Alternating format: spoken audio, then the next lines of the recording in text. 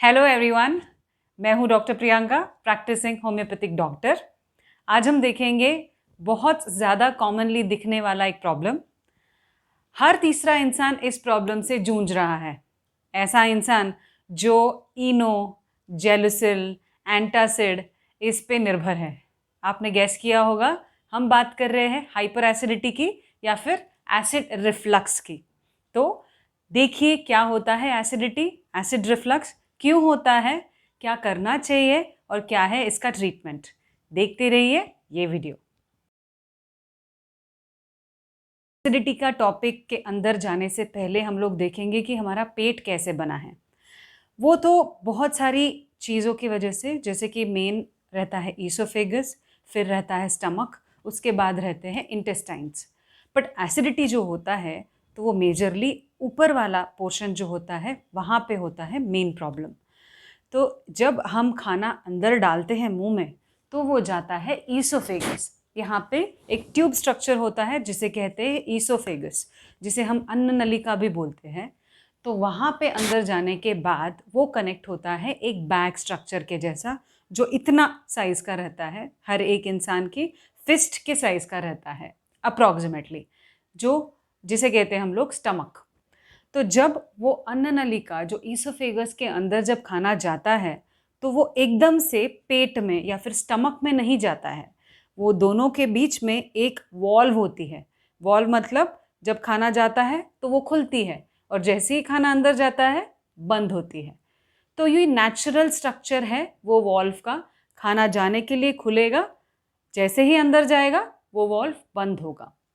अब जैसे खाना अंदर जाता है तो वो पेट के जितने भी जूसेस होते हैं या फिर एसिड्स होते हैं, जो कि बहुत ज़रूरी है खाने को पचाने के लिए, डाइजेशन के लिए। तो जब ये वॉल्व में प्रॉब्लम होता है तो वो पेट का एसिड हमारे ईसोफेगस में आता है। तो जब वो एसिड ईसोफेगस में आता है तो हमें महसूस होता है कि हमारे चेस्ट में बर्निंग है, या फिर जब भी हम लेटते हैं तो लेटने के बाद खाना ऊपर आए जैसा या फिर वो एसिड ऊपर चढ़ रहा है ऐसा फीलिंग आता है। कोई पेशेंट्स में ये एसिड रिफ्लक्स इतना सीवियर होता है कि उन्हें नॉशिया, वॉमिटिंग, ये सारी प्रॉब्लम्स भी महसूस होती है। एसिडिटी क्यों होता है? एसिडिटी, अगर आप खाना खाते हैं उसमें क्वांटिटी अगर खाने की ज़्यादा है और खाने के तुरंत बाद आप लेटते हैं, तो जब आप लेटते हैं तो पेट का जो यूजुअल काम रहता है डाइजेशन का, वो हैम्पर हो जाता है और वो वॉल्व होता है वो लूजन आउट हो जाता है और ऑटोमेटिकली एसिड ऊपर चढ़ने लगता है। यह एक रीज़न। और एक रीज़न होता है स्मोकिंग। स्मोकिंग से एसिडिटी होता है क्योंकि जब आप स्मोक करते हैं, निकोटिन, टोबैको जो हम रहता है, तो वो जाके वॉल्व पे काम करता है जिससे वो रिलैक्स करता है। और अगर जब वॉल्व रिलैक्स होगा तो वो एसिड का रिफ्लक्स देता है। इसीलिए जिनको जो हैवी स्मोकर्स रहते हैं उनको एसिडिटी कॉमनली दिखती है। वैसा ही सिमिलर रीज़न है अल्कोहलिज्म। जब अल्कोहलिज्म बहुत ज़्यादा लेवल तक रहता है तो अल्कोहल वो वॉल को रिलैक्स करता है, इसीलिए एसिड ऊपर आता है और आपको हार्ट बर्न, नॉशिया, वॉमिटिंग, ये सारे सेंसेशन होते हैं। अगर आप बहुत ज़्यादा फैटी फूड खाते हैं या फिर बहुत ज़्यादा स्पाइसी मसालेदार अगर खाते हैं तो भी आपको एसिडिटी, एसिड रिफ्लक्स बढ़ाने में वो रिस्पॉन्सिबल होता है। इसमें और एक कॉज होता है, जैसे आप अगर काफ़ी टाइम तक कोई मेडिसिन ले रहे हैं, जैसे आइबुप्रोफेन हो गया या फिर एस्पिरिन हो गया या फिर बीपी के मेडिकेशंस ले रहे हैं काफ़ी टाइम तक, तो भी आपको एसिडिटी फॉर्मेशन का टेंडेंसी बढ़ जाता है, क्योंकि ये टैबलेट्स डाइजेस्ट करने के लिए पेट की लाइनिंग पे काफ़ी स्ट्रेन होता है और इस वजह से एसिड फॉर्म होता है और एसिड रिफ्लक्स बहुत आसानी से दिख सकता है। कॉफ़ी, टी, इसका ज़्यादा कंजम्पशन है, वही रीज़न है वॉल्व को रिलैक्स करने का और एसिड को ऊपर रीगर्जिटेट करने का। जो लोग कॉफ़ी और टी बहुत ज़्यादा कंज्यूम करते हैं उनको एसिडिटी बहुत कॉमन होती है। मिल्क से आजकल बहुत डिस्कशन हो रहा है कि इससे एसिडिटी होती है या फिर कुछ लोग बोलते हैं मिल्क पीने से एसिडिटी कम होती है। इसमें से क्या सही है? देखिए, टेम्पररी काम करता है मिल्क, अगर आप पीते हैं एसिडिटी के लिए तो वो तब तक के लिए न्यूट्रलाइज कर देता है, पर milk is a form of a fat. तो मोस्टली बहुत लोगों को फ़ैट से अगर बहुत सेंसिटिविटी है, आप मोस्टली जो फ़ैट ईटर्स रहते हैं, फैटी थिंग्स ज़्यादा खाते हैं, तो वो एसिड ज़्यादा बनता है। तो टाइम बीइंग मिल्क पीने के तुरंत बाद आपको एसिडिटी कम महसूस होगी, बट वो फैट के लिए वो एसिड फॉर्मेशन, एसिड का बनना बहुत ज़्यादा होता है। इसीलिए मिल्क का कनेक्शन दिखाया है कि आपको एसिडिटी वो बढ़ाता है।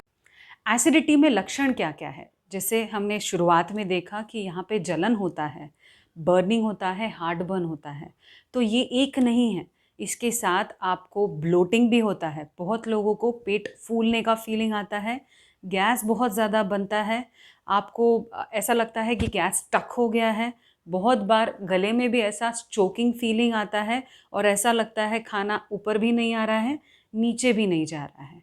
बहुत बार कंटिन्यूएशन में डकार आते हैं, नीचे से भी गैस पास होता है जिसे हम फ्लैटस बोलते हैं। और एक चीज़ होता है, जब क्रॉनिक एसिडिटी बन जाती है और एसिड ऊपर आते रहता है तो थ्रोट की एरिया में इरिटेशन होता है, इन्फ्लेमेशन होता है। उस वजह से क्रॉनिक कफ की भी प्रॉब्लम देखी है। तो खांसी का रीज़न सिर्फ लंग का प्रॉब्लम या फिर कोल्ड और रेस्पिरेटरी प्रॉब्लम नहीं हो सकता। अगर आप एसिडिटी के पेशेंट हैं तो ये खांसी भी आप में दिख सकती है। आपको काफ़ी टाइम तक एसिडिटी है, टेम्पररी एसिडिटी है, अगर थोड़े दिन के लिए है तो फिर आप खाने में चेंजेस करोगे तो वो सेटल हो सकता है। बट काफ़ी टाइम से अगर है आपको, तो आपको डॉक्टर बोलेंगे कोई इन्वेस्टिगेशंस कर लो। तो ये इन्वेस्टिगेशंस क्या होते हैं? जैसे कि एंडोस्कोपी हो गया, मतलब इसमें आपके मुंह के पेट के अंदर आपको एक ट्यूबुलर एंडोस्कोप रहता, मतलब एक ट्यूबुलर स्ट्रक्चर रहता है, इंस्ट्रूमेंट जिसमें आगे कैमरा रहता है। वो आपको पेट में डालते हैं, देखते हैं कि इसोफेगस के में क्या प्रॉब्लम है, वो वॉल्व में क्या प्रॉब्लम है, स्टमक के अंदर कोई अल्सर वल्सर फॉर्म हो गया है या कैसा, मतलब लाइनिंग कैसा है स्टमक का, वो सारा चेक किया जाता है। प्रिवेंशन कैसा होता है एसिडिटी का? प्रिवेंशन के लिए जैसे हमने कॉज में देखा क्यों होता है एसिडिटी, उसी में रीज़न आ गया कि आप बहुत ज़्यादा क्वांटिटी में एकदम से मत खाइए, थोड़ा थोड़ा काफ़ी टाइम के लिए खाइए। खाने के तुरंत बाद आप लेटिए मत। और एक चीज़ होता है आपका वज़न, अगर आप बहुत ज़्यादा ओबीज़ है, आपके स्टमक पे प्रेशर भी आता है उस वजह से, जैसे हमने कहा होगा।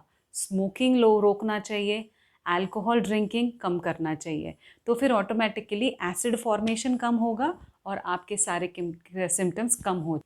और एक चीज़ आप प्रिवेंशन में कर सकते हैं, इसमें आप डॉक्टर से पूछिए कि अगर आप कोई दवाई ले रहे हैं तो कौन सी दवाई है जो एसिड फॉर्म करने के लिए रिस्पॉन्सिबल है।